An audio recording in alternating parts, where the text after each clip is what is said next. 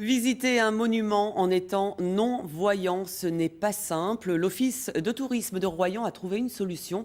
Pour la première fois, elle propose aux déficients visuels de découvrir l'église Notre-Dame. Et l'astuce réside dans une maquette qui permet à ces touristes, pas comme les autres, d'avoir une idée du bâtiment avant sa visite. Christine de Pontchalon et Patrick Messner. Là, vous l'avez vu, là, c'est l'entrée. On rentre par... Et là, ce sont les... Notre-Dame, monument emblématique de la reconstruction de Royan, n'a rien d'une église traditionnelle. Comment expliquer à des non-voyants les caractéristiques de son architecture sans pareil? En parcourant sa maquette avec les mains. 40 heures de travail pour cette miniature à l'échelle d'un 50e, en grès, cuit au four. Et derrière, il y a les cloches. Là, on ne les voit pas, les cloches. Elles sont cachées derrière ce...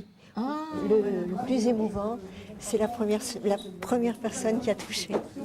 Moi, ça m'a ému de la voir toucher l'église. Tout à l'heure, oui. J'allais le lui dire, mais je ne me sentais pas assez forte pour lui dire c'est émouvant. Après, on s'habitue. Mais de voir les gens toucher cette église, c'est émouvant et d'expliquer. C'est très poignant. Découvrir les dimensions, les volumes, les matériaux. Savoir ce que les mots recouvrent comme sensation.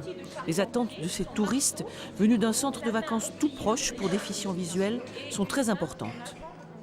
Comprendre, visualiser, si je peux m'exprimer ainsi, dans l'esprit, l'aspect de l'église et puis son architecture et son statuaire intérieur, bien entendu.